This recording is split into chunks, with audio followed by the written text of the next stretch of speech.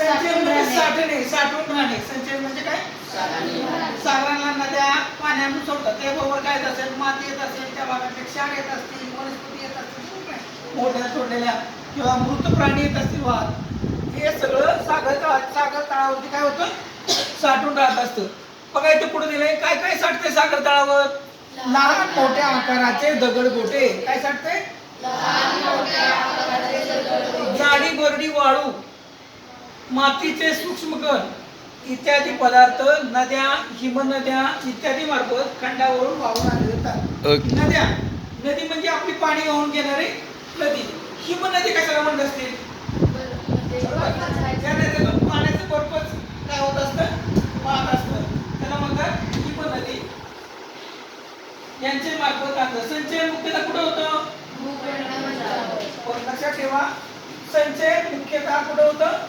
भूखंड मंचावर होतं. संचयन मुख्यतः भूखंड मंचावर होते. आणि हे जे पदार्थ आहेत म्हणजे कोणकोणते? लहान मोठ्या आकाराचे दगड, जाडी बरडी वाळू, मातीचे सूक्ष्म कण, नद्या, हिमनद्या इत्यादी मार्फत खंडावरून वाहून आणलेले पदार्थ, त्यांचे संचयन मुख्यतः कुठं होतं? भूखंड मंचावर होतं. याच पदार्थांना काय म्हणतात? सागरी अवसाद असे म्हणतात. याच पदार्थांना काय म्हणतात? याचबरोबर आणखी काय साठलेलं असतं बघा, ज्वालामुखीच्या उद्रेकातून बाहेर पडलेली राख व लावा रस यांची सुद्धा संचयन आढळतं. आपण पाहिले की काय असते, काय पाहिले आपण की काही जलमग्न पर्वत आहे. कसे पर्वत आहेत? त्याचबरोबर सागरी पेटे आहेत, बरोबर का? मग ही सागरी पेटे आणि जलमग्न पर्वत याच्यामुळे जर ज्वालामुखीचा उद्रेक झाला तर हे सगळं कुठं पसरणार आहे? समुद्राच्या तळाशी, बरोबर का? ज्वालामुखीच्या उद्रेकातून राख पडली समुद्रात तर ती पण कुठं साठणार आहे? समुद्राच्या तळाशी साठणार आहे. म्हणजे बघा, ज्वालामुखीच्या उद्रेकातून बाहेर पडलेली लाख आणि लावा रस यांचं सुद्धा काय होतं? संचयन होतं.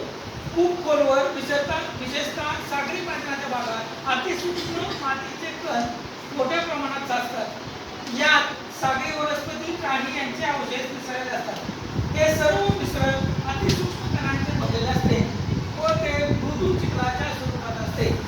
यामध्ये सागरी प्राण्यांच्या व वनस्पतींच्या अवशेषांचे प्रमाण किती असतं? साधारणपणे 30% असतं. लक्षात घ्या पुन्हा एकदा, ज्या अवशेषामध्ये सागरी प्राण्यांच्या आणि वनस्पतींच्या अवशेषांचे प्रमाण 30% असते त्या मृदू चिखलाला काय म्हणतात? सागरी निक्षेप. सागरी अवशेष बघा, सागरी अवसाद आणि सागरी निक्षेप दोन प्रकार आहेत. सागरी अवसाद आणि सागरी निक्षेप. सागरी अवसादामध्ये काय काय येते? दगडगोटे, जाडी बरडी वाळू, बरोबर का? नद्यांनी वाहून आणलेला गाळ, हे कुठे येते? सागरी अवसादामध्ये. सागरी निक्षेपामध्ये काय येते?